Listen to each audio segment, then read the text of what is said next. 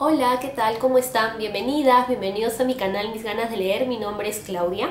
Bueno, continúo con esta idea que les comenté hace un par de videos de reseñar con más tranquilidad, con más tiempo, algunos de los libros que estuve leyendo durante un verano en julio, porque como les comentaba en el video que hice el recuento, de mis lecturas, leí 10 libros. Entonces creo que, como yo les he comentado ya, trato de que mis videos sean máximo de 16 minutos, que de por sí ya es bastante.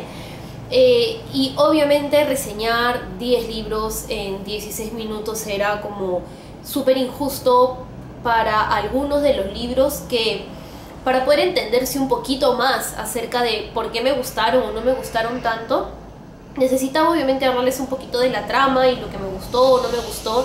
Y creo que en ese primer video di un panorama, pero era para mí al menos necesario, importante, como lo dije en el anterior video, comentarles con un poquito más de detalles acerca de algunos de ellos, con el objetivo también no solo de que conozcan el libro, sino de que ustedes se hagan, o sea, tengan sus propias opiniones sobre si el libro creen que vale la pena o no. Y creo que hablando un poquito más de los libros, uno puede también inclinarse hacia si leerlo o no. Así es que en este video les voy a comentar acerca de 3 novelas de escritoras peruanas contemporáneas que he podido conocer, que me ha encantado de hecho conocer a partir de esta iniciativa que he propuesto en el mes de julio.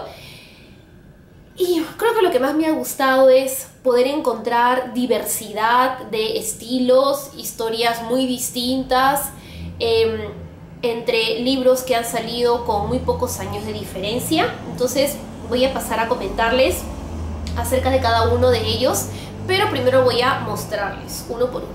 Entonces en este video quiero comentarles brevemente acerca de Una ciudad para perderse, de Maite Mujica.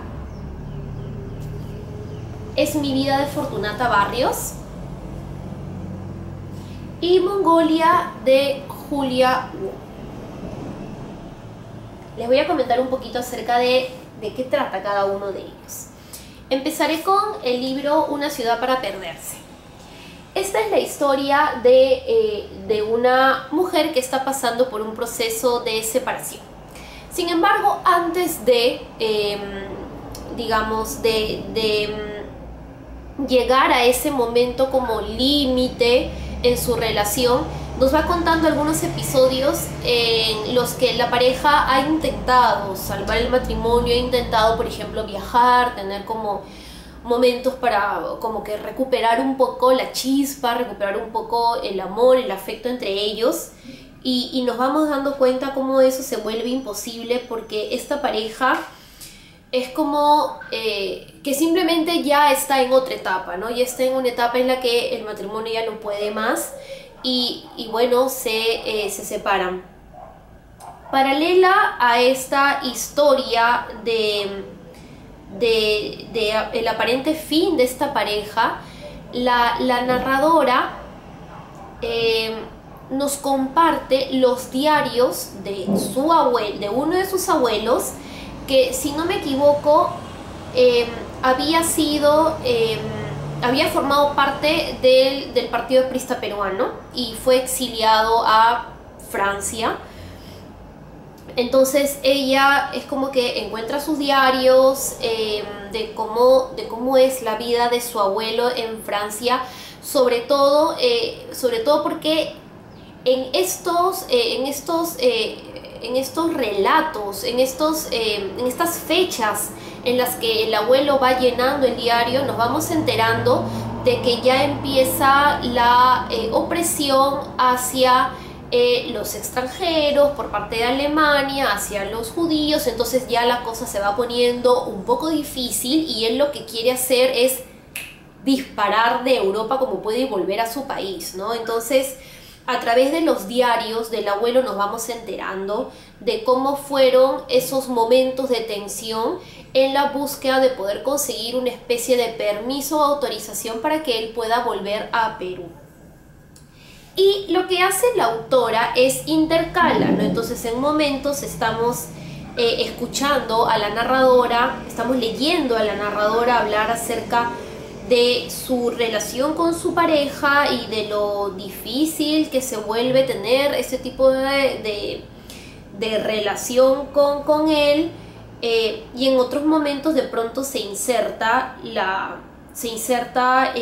diario del abuelo, ¿no? Entonces, como lo dice en la misma parte de atrás del libro, en la misma contracubierta, esta es la historia de una mujer que está a punto de tomar una decisión, que es si debe cortar o no para siempre esta relación tan conflictiva que ella tiene con su marido, mientras que su abuelo también está en un momento súper importante de su vida, porque tiene que salir de Francia, tiene que salir de Europa ya, antes de que lo agarre lo que nosotros ya sabemos que iba a pasar, ¿no? Lo agarre ese momento tan dramático de la Segunda Guerra Mundial y él ya no pueda regresar a su país, ¿no? Entonces son dos personajes de una misma familia luchando sus propias peleas, y eso me gustó mucho del libro.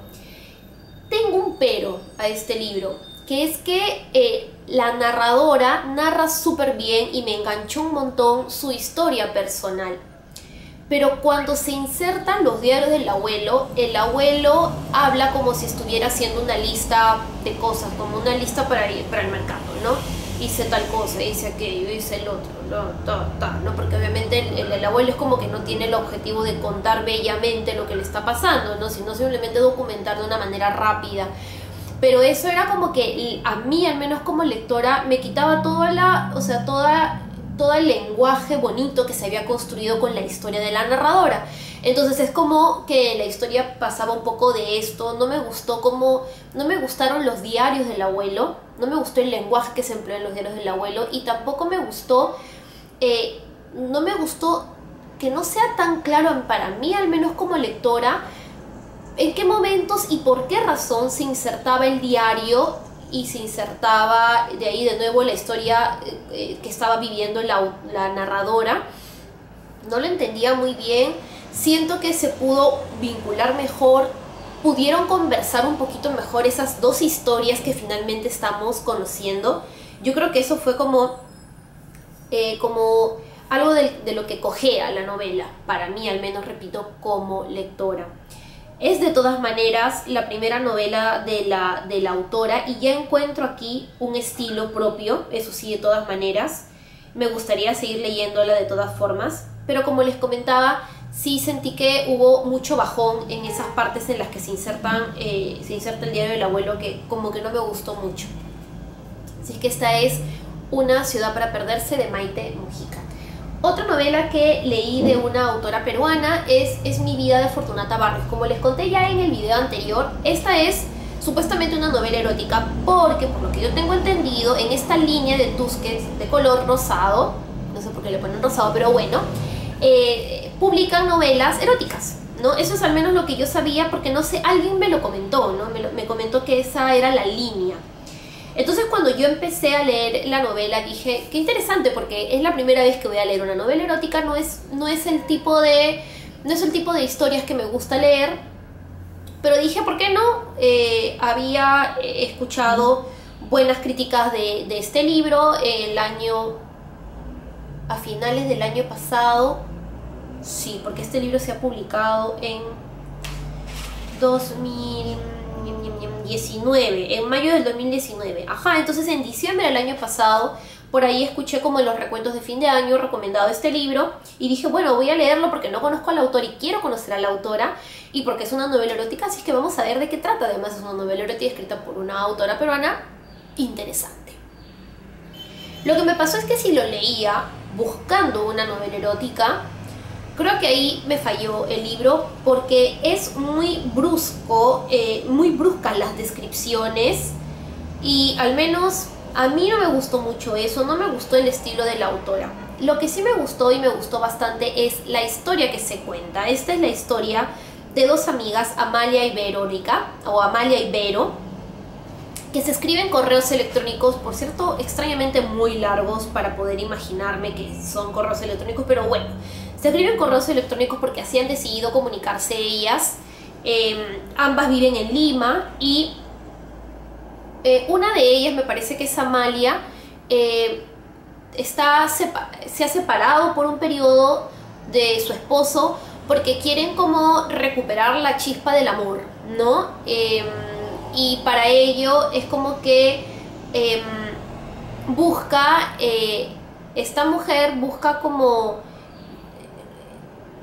es como que está preocupada y piensa en qué puede hacer, ¿no? Entonces decide como tratar de ponerle un poco más de fuego a su relación con algunas, digamos, con algunas nuevas experiencias sexuales entre ella y su esposo, que efectivamente a él le gustan, y etcétera, etcétera. Mientras que su amiga, de hecho ya es una mujer experimentada sexualmente, tiene su pareja, pero ella no puede solo estar con su esposo y tiene algunos amantes ocasionales, entonces dentro de todo es una mujer un poco más experimentada, entonces una termina como buscando consejos en esta otra que es, como les digo, un poco más experimentada.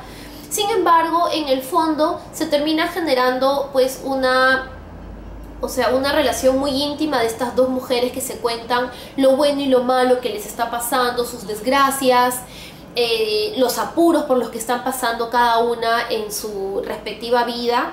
Y nada, eso fue lo que me atrapó. Me gustó más leer la novela como esta historia de dos amigas que están tratando de compartir sus intimidades para encontrar ayuda, apoyo, conexión con la otra. Y definitivamente tengo la impresión, ¿no? No voy a decir definitivamente, presiento que la novela no acaba aquí, por el final que me pareció recontra suculento y dije, no, ¿cómo va a acabar aquí la novela? Entonces sí creo que si es que hay una segunda parte la voy a leer porque quiero saber en qué termina todo este enredo. Me gusta que cuando como lectora yo ya haya esperado que vaya terminando, porque ya van cerrando algunas cosas de la historia de ambas mujeres en la trama, de pronto sale un conflicto en las últimas páginas del libro. Entonces es como que tú ya estás en descanso, no estás en descanso, bajas la guardia y de pronto te dispara de nuevo en tu experiencia lectora, así que eso me gustó bastante y me imagino que es común cuando sabes que va a haber una segunda parte, pero es solamente una sospecha.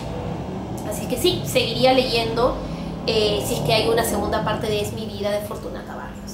Y una tercera novela es Mongolia, de Julia Wong. Esta es la historia de Belinda, que es una mujer hija de padre chino y madre peruana. Entonces sus padres se separan, al final ella se queda con su papá y su papá en algún momento vuelve con ella a China.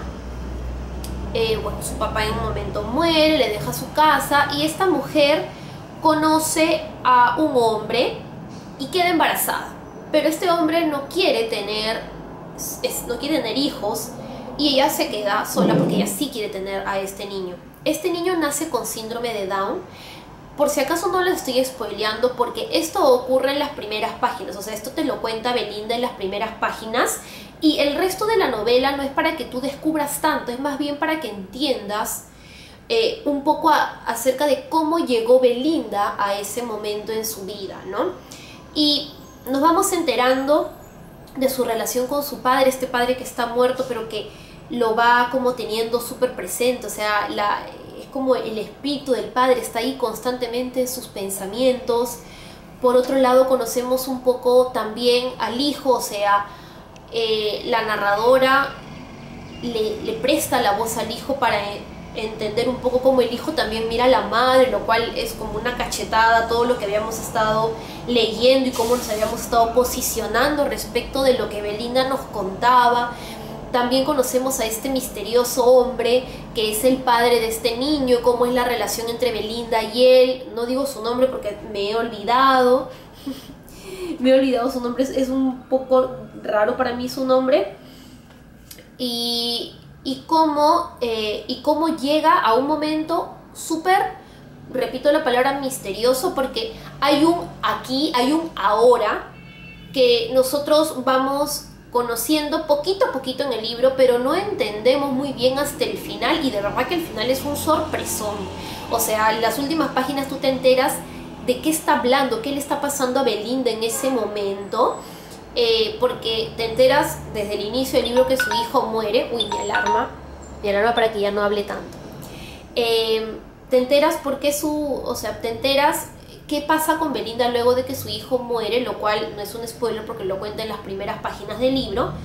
Y qué pasa con ella, como les digo, luego, ¿no? Qué pasa luego con su vida. Y de verdad, como les digo, el final es un sorpresón. Es el libro que más me ha gustado de los tres, porque el estilo narrativo es un estilo que a mí me encanta, es un estilo que tiene lírica en algunos momentos, son como flashes de recuerdos llenos de tristeza en algunos momentos. Yo cuando leí este libro me sentía muy mal en algunos momentos porque quería entender a Belinda y porque sabía que había tenido una vida muy difícil, o sea, me compenetré un montón con la narradora y eso me parece crucial a mí como lectora y creo que eso fue lo que me gustó. Tiene algunas partecitas que creo que están de más. Una amiga me dijo algo que yo no había notado, pero gracias a mi amiga lo noté y a partir de que me dijo ese comentario porque lo estábamos leyendo paralelamente, yo dije, es cierto, o sea, está pasando esto en el libro, o sea, ¿cómo es posible? Y es que la narradora cae en muchos estereotipos, ¿no? Habla de que los chinos son así, de que los alemanes son asá, que los europeos son asá. Entonces llega un momento en el que al principio no lo noté, pero cuando mi amiga me lo dijo, yo dije, es cierto, o sea, ya es como un poco roche, ¿no? Que se hagan esos comentarios tan prejuiciosos basándose en la nacionalidad de las personas, ¿no? O sea, me parecen muy ligeros esos comentarios, pero también creo que es parte de la construcción de la narradora. No critico a la autora, sino creo que es parte de la narradora. De todas maneras me chocó un poquito cuando lo fui notando que era una constante, pero de los tres libros es el que más me ha gustado y de hecho me encantaría seguir conociendo más a Julia Wong como narradora porque sé que también escribe poesía. Bueno, como poeta, como narradora, quiero seguir leyéndola de todas maneras.